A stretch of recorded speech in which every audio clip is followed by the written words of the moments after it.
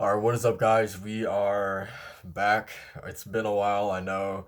As you can see, I'm in a completely different room. Probably not that different, but I did move. These last couple months have been pretty hectic for me, but I feel like I'm pretty much all set up now. No, I'm not done reacting to Claymore or Attack on Titan, or I'm not done with YouTube or anything like that. Um, yeah, I mean we have a series to finish, right? We're almost at the finish line, so I apologize for the long wait. Things took a little bit longer than I thought they would. Um, but anyway, let's just keep going, man. We are almost done with Claymore. Still on volume 25, chapter 141. Let's do this because last chapter was a really interesting one. Between seeing Miata going off with the help of kind of Miata, sorry, Clarice synchronizing with her. And then on top of that, you have Priscilla bringing out this thing that she referred to as like an alien part that was inside of her, her claymore, and using it against Reeful and fighting her. She referred to it as like fairly, like on even terms. Um, so yeah, we had all that happen last chapter. So I'm really excited to see what's going to happen next. So let's get into it. The lighting might be really weird in this reaction. I'm still trying to figure things out. I might need to buy a light myself or something. I don't know because I'm just looking at this and the lighting looks really weird. I don't know. We'll figure it out as we go along, but whatever. All right, let's do this. Chapter 141, Sword of the Dark Deep, Part 3.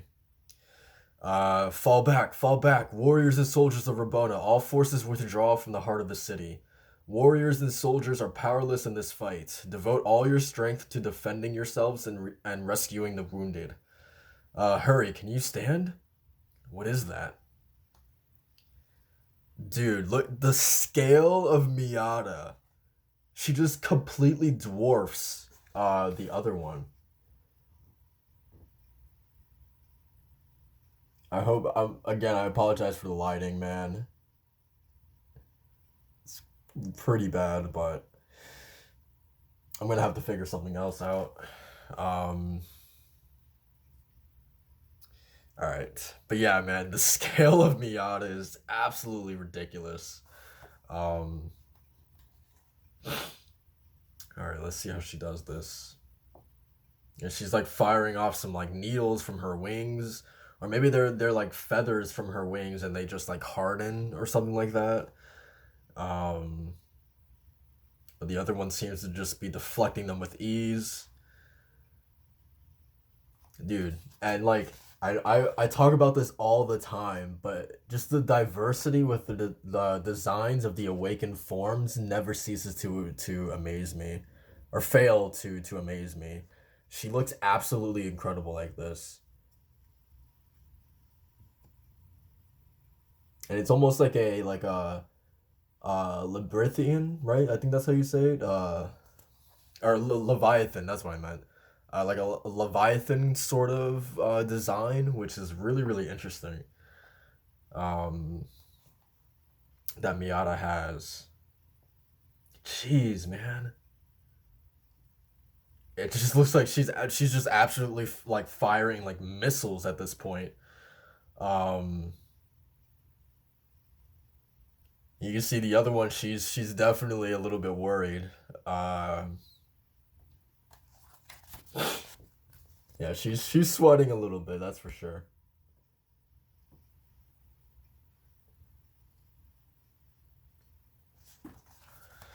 All right. Um, whoa, is that Miata? Miata always had incredible potential, equal to the greatest of number ones. Then that awakened form is like an abyssal one. She must be incredible. Yeah, I mean, with Galatea and Clarice there to kind of like keep her in check, like we should be good. I know the strength of former number three Goddess Eyes or God Eyes Galatea, and the deep trust Miata has for Clarice, but can they really control her and return her to herself? I hope so. If there's anyone that can do it, like I would be a little bit skeptical if it was just like Galatea by herself, but I think the fact that, Clarice is there and the bond, the relationship that Miata and Clarice have formed throughout this entire series, um I really think having Clarice there is going to make the difference to bringing Miata back. Um okay. Man, okay, so she's actually scratching Miata a little bit. I love how she's just like rolling around, it looks like. And I think she might have gotten Miata again on the second page. See if I can clear that.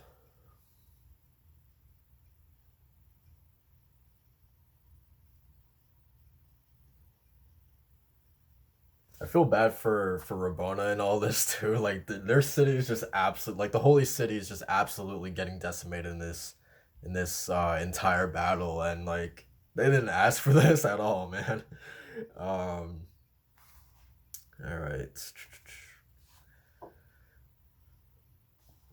Oh, she got hit in the back. It looks like that awakened being is hard to catch.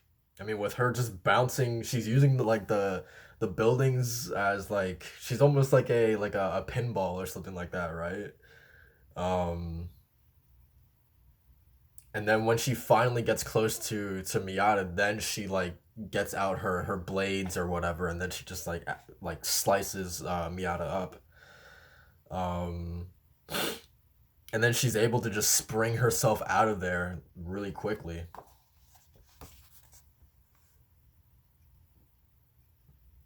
So I think this is where Miata's size probably comes at a is a disadvantage, right, in this situation, since the other one is so nimble, so quick, so hard to catch. I think that does probably put Miata at a disadvantage, just how big she is.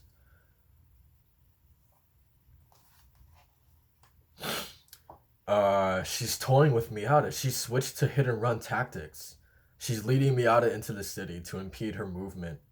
That awakened being is well suited to a town fight, like very well suited. Like we didn't see this in the beginning from her, but like seeing her using the buildings as for to bounce off of is really really cool. Like this is the perfect place for her to fight. Um, okay. Oh no, this isn't going well. I wanted Miata's awakening to settle this, but her opponent has experience against awakened beings, so a protracted battle is to our disadvantage. Clarice and I aren't twins or even sisters, so we can only manage this temporary awakening because of Miata's straightforward and unthinking nature. But that means the damage she takes falls on Clarice, who holds her spirit. We are walking a tight rope. Any more damage is dangerous to us. Wow, okay. Yeah, I mean, it makes absolute sense. Like they can't hold this for long, right? Especially looking at like Alicia and Beth, right? Um, so like yeah, it definitely. And then there's also the worry of like, I feel like the longer that that Miata is in this state, like, what if it just comes to a point where Clarice and Galatea can't bring her back because she's just been in that awakened being form for so long that she's just complete. What's left of her is just completely lost. I feel like that's also a big concern, right? Um, all right. Man, she's just absolutely destroying Miata. Miata can't keep up.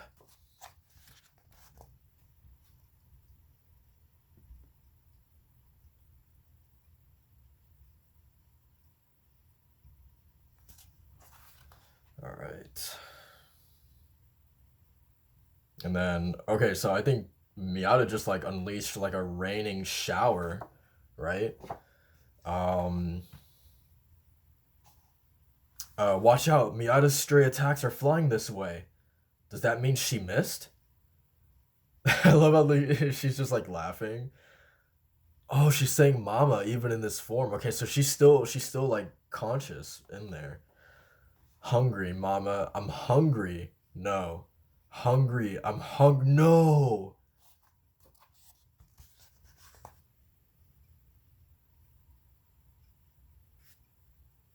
And this is like exactly what I was afraid of happening.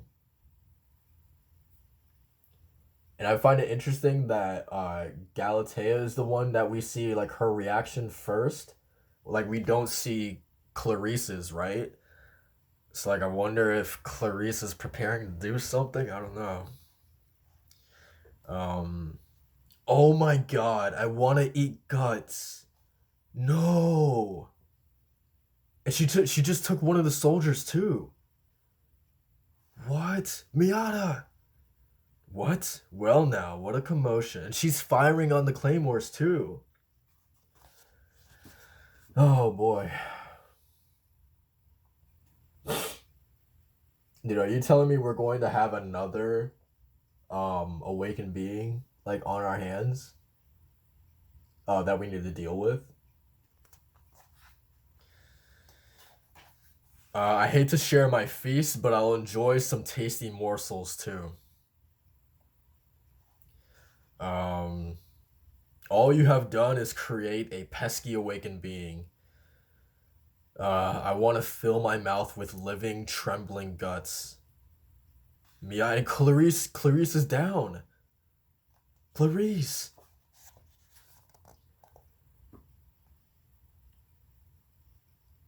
What is Galatea's next move in this? What does she do? And that's also like you're taking away half of like what was keeping Miata like in check, right? Like this whole thing is going like under now, right? Um or sorry, so we got Day Church and Anastasia going in. Like you said, your role is to stop me. She just immediately cut them up. But you finished that, so your time here is through. If this keeps up. Galatea, I always thought I was a special warrior. Clarice, my hair still has color, so I thought I would be something great. Um, Stop, Miata, stop. If you do that, you'll never return to yourself. Dude, I'm getting like goosebumps, but like not in the good way of like I'm sad, man. Like seeing Miata, like I'll talk about it more in the discussion portion, but I feel really sad, man. Later, I learned the term mud-haired. I learned I was defective. I was a half Yoma who wouldn't normally receive a number. Usually, they would have disposed of me at birth. Do you know, Galatea, how they dispose of mud-haired births? It's easy. They stimulate your Yoma energy so the shock of awakening kills you. Rado laughed when he told me that. Clarice. Um. Oh yeah, I do love fresh Vasera. Stop, Miata. Galatea, I'm bringing Miata back. Clarice. She is she actually going to? No way.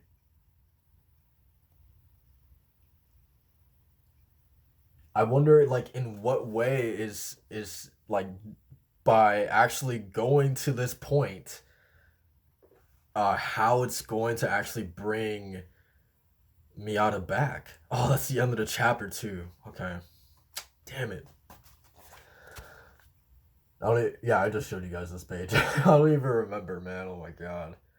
Um, yeah, that's the end of the chapter. That was that was tough to get through. Um, just because like first of all, like addressing Miata and Clarice, like they were the first characters that we met. Uh, the for like after the time skip, right? Like we were introduced to them like pretty much immediately.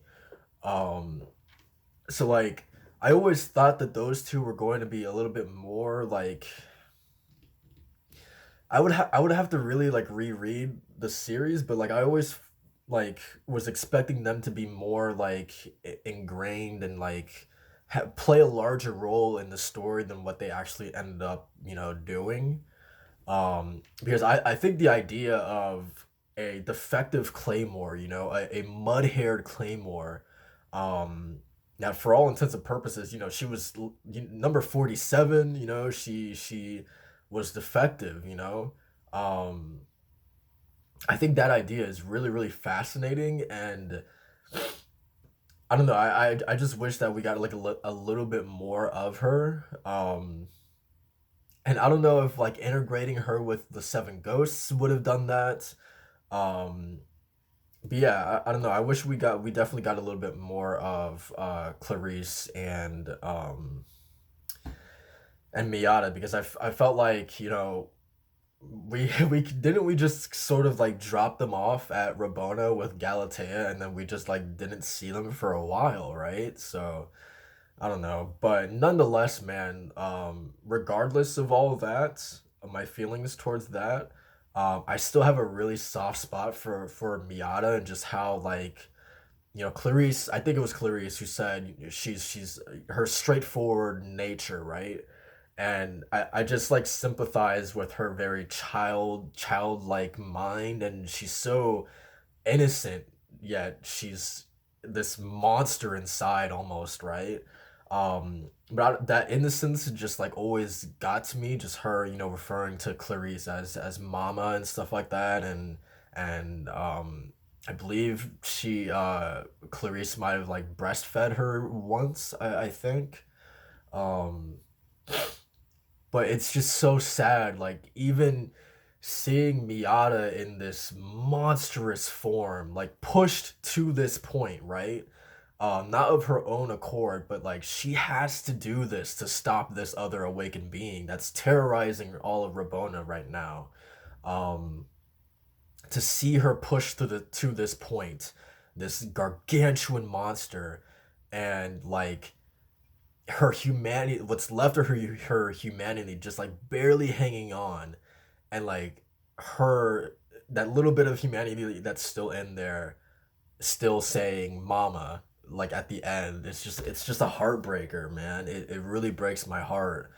um Calling for her mom at those final moments of her humanity. Now I don't know if she's like 100% gone, but like she's like walking a very tight line, right? um yeah, I don't know. Obviously I feel like once she does take a bite into that soldier, then she's completely gone. Then it's like, there's no coming back from that, right? So I shouldn't say that she's completely gone.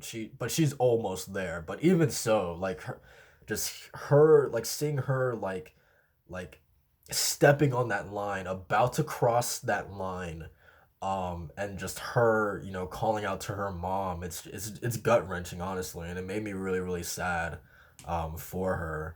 Um, so yeah, I'm gonna be really interested to see how Clarice. I mean, it looks like she's going to sacrifice.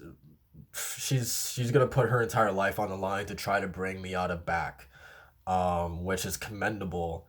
Um, and I feel like that's I don't know. I don't think poetic justice is the right term, but I feel like that's appropriate for that character, right? To, if it does head towards that way, for her to just put everything on the line, her to sacrifice herself to bring Miata back. I feel like it's very appropriate for her. Um, but yeah, I mean, I guess that's pretty much it for this chapter. I also liked that the awakened being that Miata was fighting. That like once you see Miata in that giant like Leviathan form, you feel like okay, that's it. The fight's over, right? But no, like the other one was actually like surprisingly had an advantage in this battle despite Miata's size, right? Um, which is really really crazy. And that Galatea and Clarice were not able to hold to keep Miata under control. And I also really do like that this chapter was solely focused on what was happening in Rabona, that we weren't with Claire, Miria, Deneva, and Helen, and the others, and Cassandra, right? Or we didn't even get to see what was happening with Priscilla and Reeful. Like it was just solely focused on what was happening in Rabona, and I really, really appreciate that. Um, but yeah, that's pretty much it for this chapter reaction, guys. Thank you guys for watching so much, and I'll see you guys in the next one. Peace.